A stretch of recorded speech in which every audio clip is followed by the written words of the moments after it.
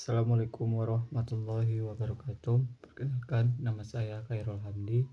Saya akan melengkapi UAS Sejarah Pendekatan Politik, yang dimana mengapa Khalifah Rasyidin harus ada di dalam Islam, di dalam dalil di dalam Al-Quran dijelaskan tidak ada. Karena menurut saya Khalifah Rasyidin diperlukan untuk melanjutkan kepemimpinan Rasulullah dalam hal kenegaraan dan keagamaan, serta untuk menjawab perkembangan zaman yang tidak ada di dalam Al-Quran. Melanjutkan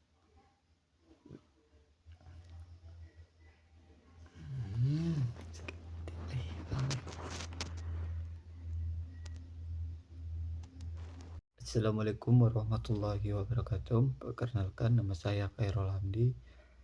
Saya akan melengkapi UAS Sejarah Pendekatan Politik, yang dimana saya akan menjelaskan dulu mengapa Khalifah Rasyidin di dalam Islam harus ada,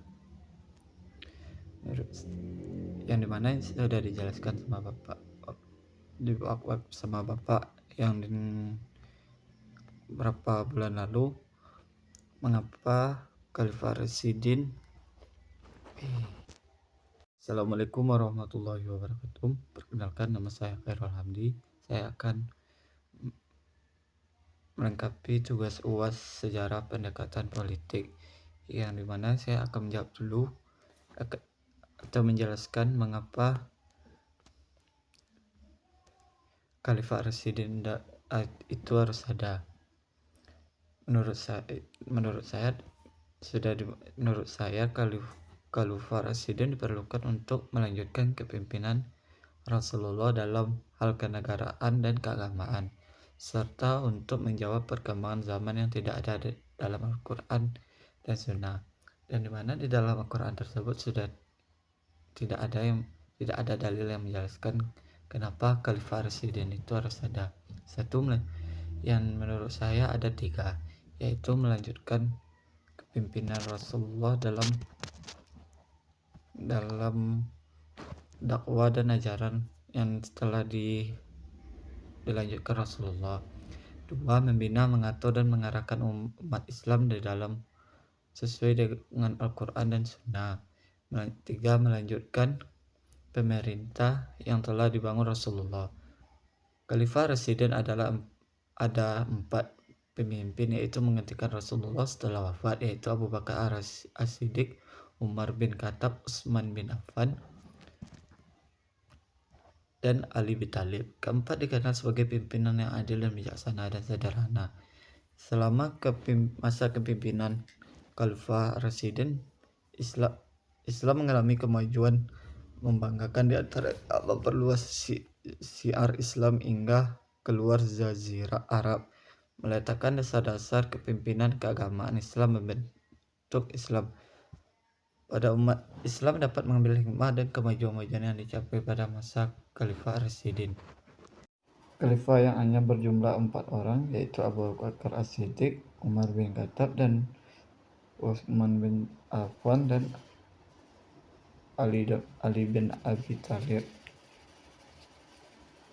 Disebut Khalifah Rasyidin karena memiliki keistimewaan khusus. Keistimewaan ini membuat mereka dipilih untuk menggantikan Nabi Muhammad SAW sebagai pemimpin umat Islam.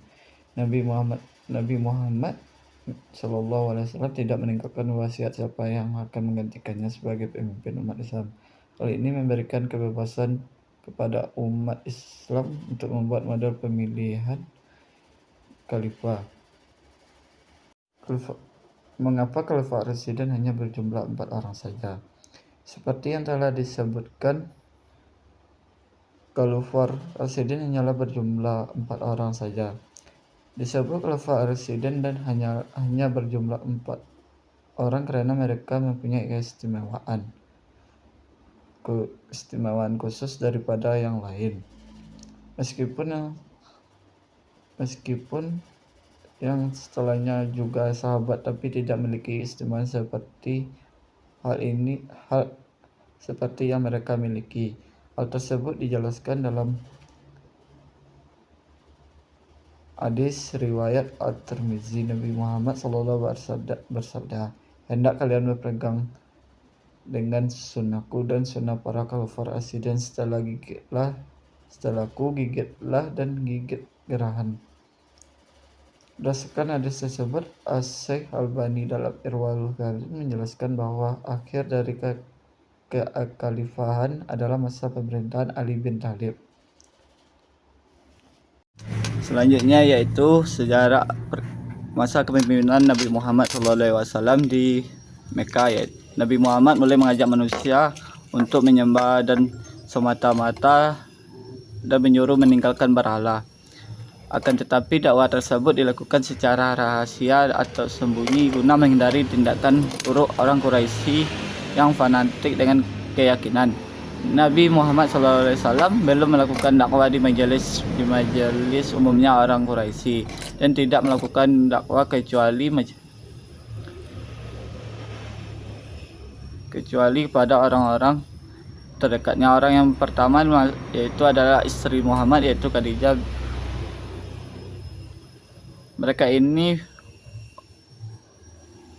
Mereka ini bertemu dengan Nabi Muhammad secara rahasia apabila salah seorang di antara mereka ingin melaksanakan salah satu ibadah. Selanjutnya, masa kepemimpinan Nabi Muhammad SAW di Madinah.